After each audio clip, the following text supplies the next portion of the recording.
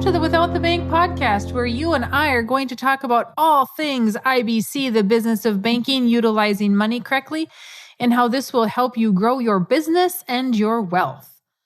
All right, folks, today we are going to talk about the difference between a universal life, an indexed life, a variable life. What is the difference between these life insurances? And I'm going to just touch on it very briefly because I went over this in episode 13. So if you did not hear episode 13, please go back. But I'm going to combine this with why should you be using an infinite banking practitioner?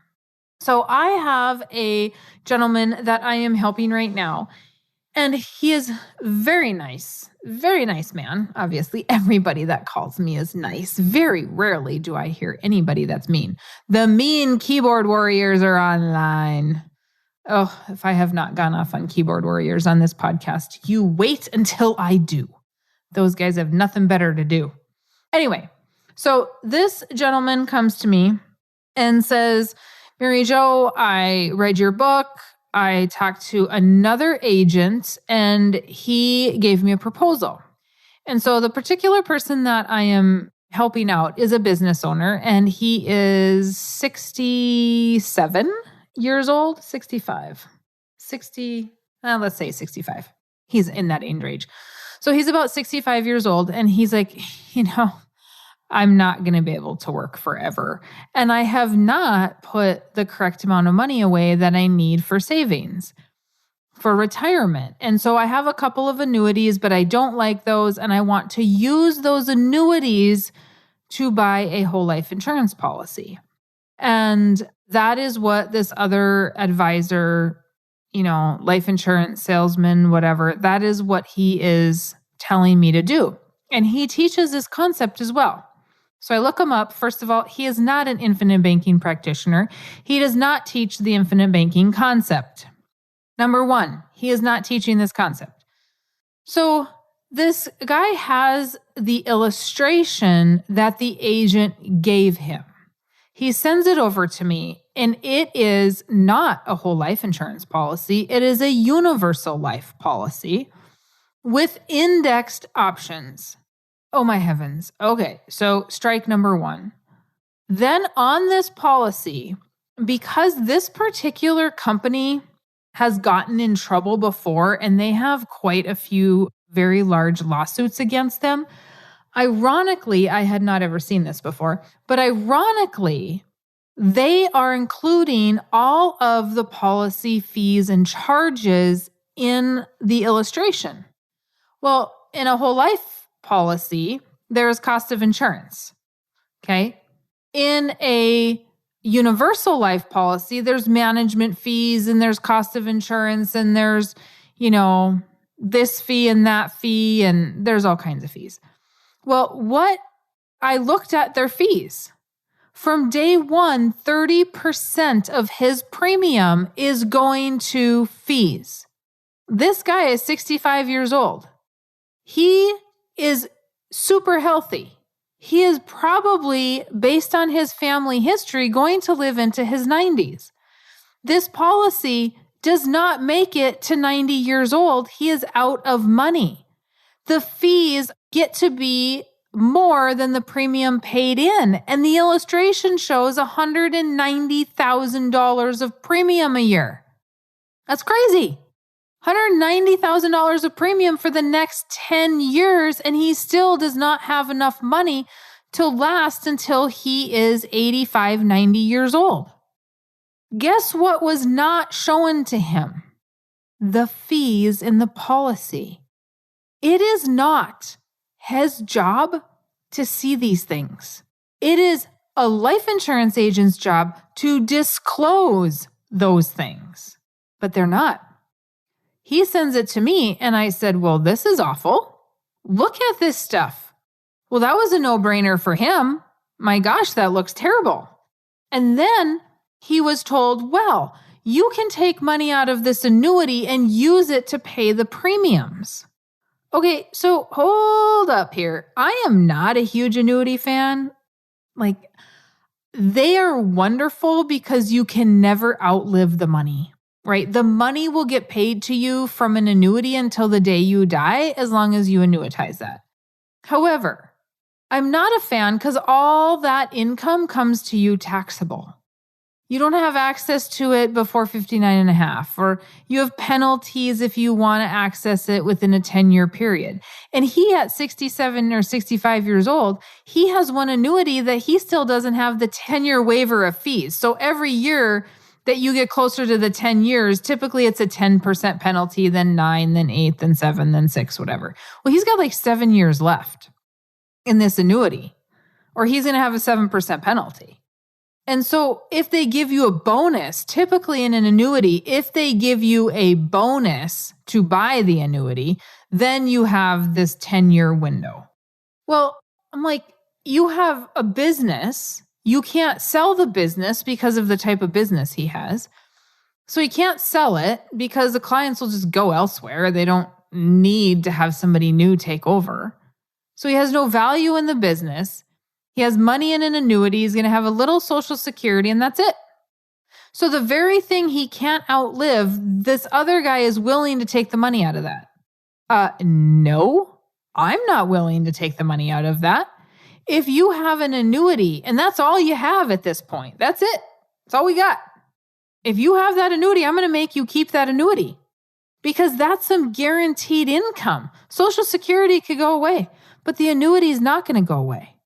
Because that's one good thing about annuities is you cannot outlive them. Now, remember, folks, when we had people working for companies with amazing pension plans 50 years ago, that's because those pension plans were not put in the stock market. They were put into an annuity. And the annuity company knew, this is how many people I have insured. This is when they're going to retire. This is most likely when they're going to die. This is how much money we're going to need to pay out till then. That's how pensions used to be managed.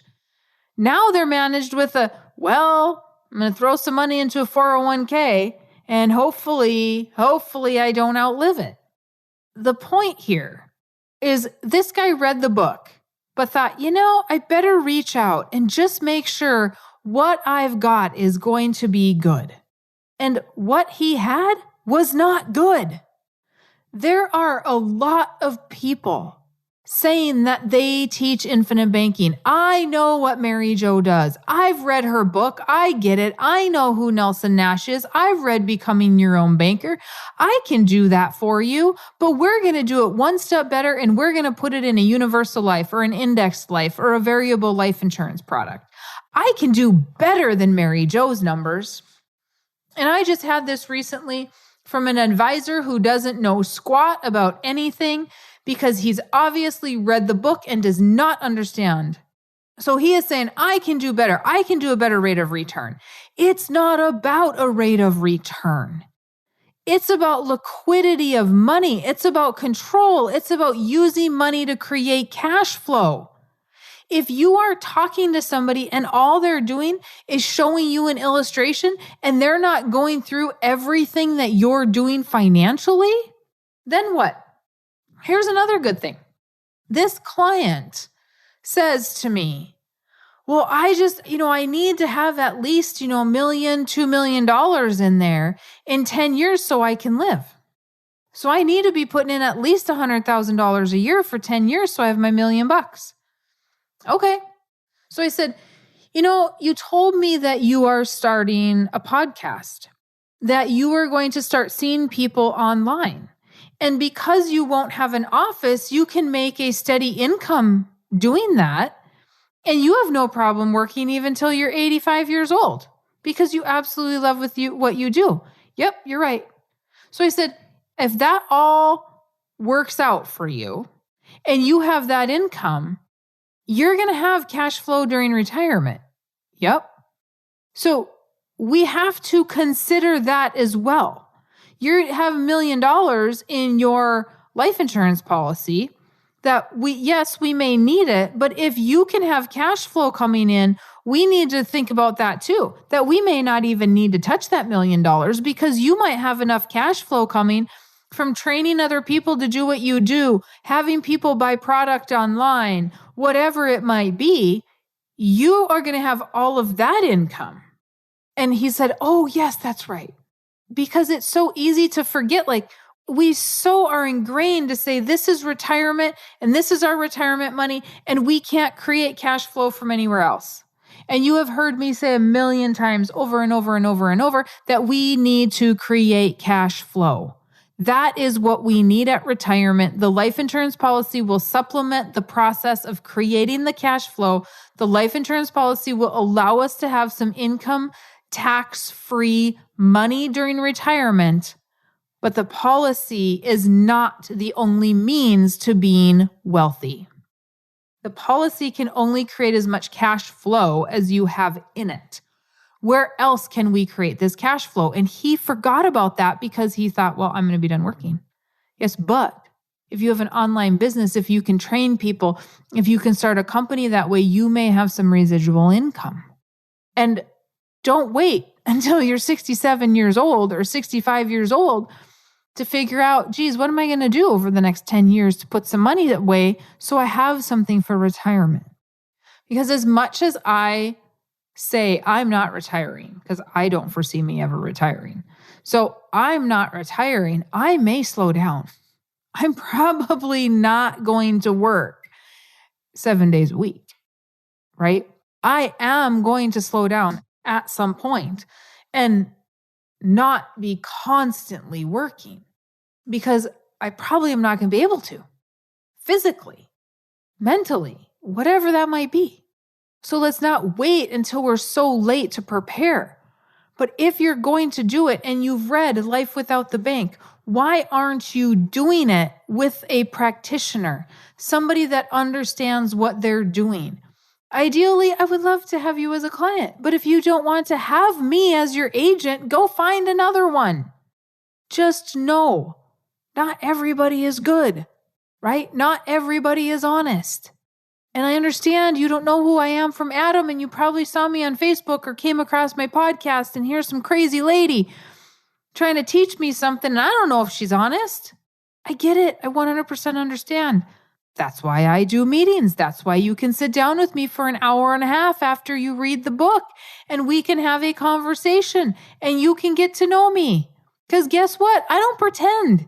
You get what you get. I am 100% German. Remember, there's no sugarcoating. We're either friends right away or we're not.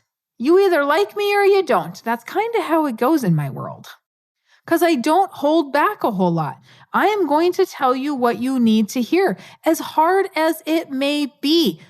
We need to know the truth so we can move on and do the next right thing. If you have read Life Without the Bank and you are scared to have that conversation, why? Have the conversation so that we can get you started. I am not going to tell you to do something that is not going to be right for you. But boy, oh boy, if you try to go to somebody else because you feel more comfortable with them and they say that they can do this and they've never done it, really? Can they really do it? Or are you deciding that being comfortable is more important than doing something right and creating wealth? Because you can lose a whole lot of money. This guy would have lost $1 million. Plus, he was going to get charged like another $100 and some $1,000 in fees from the advisor. Oh my gosh. I do not charge additional fees. No. I don't think it's okay. I wouldn't pay it. There's a deal. I wouldn't pay it. I'm not going to charge it. That simple. Be careful who you use. Once you read the book, be careful. Go to somebody that knows what they're talking about, setting it up correctly, helping you with the infinite banking concept, helping you with the thought process. There is more than just a policy involved. Okay, with that, I am going to end this. Go to withoutthebank.com, grab your book, grab Nelson's book, Becoming Your Own Banker, and I hope to talk to you soon, one-on-one. Otherwise, I'll be here next Friday. Have a good week.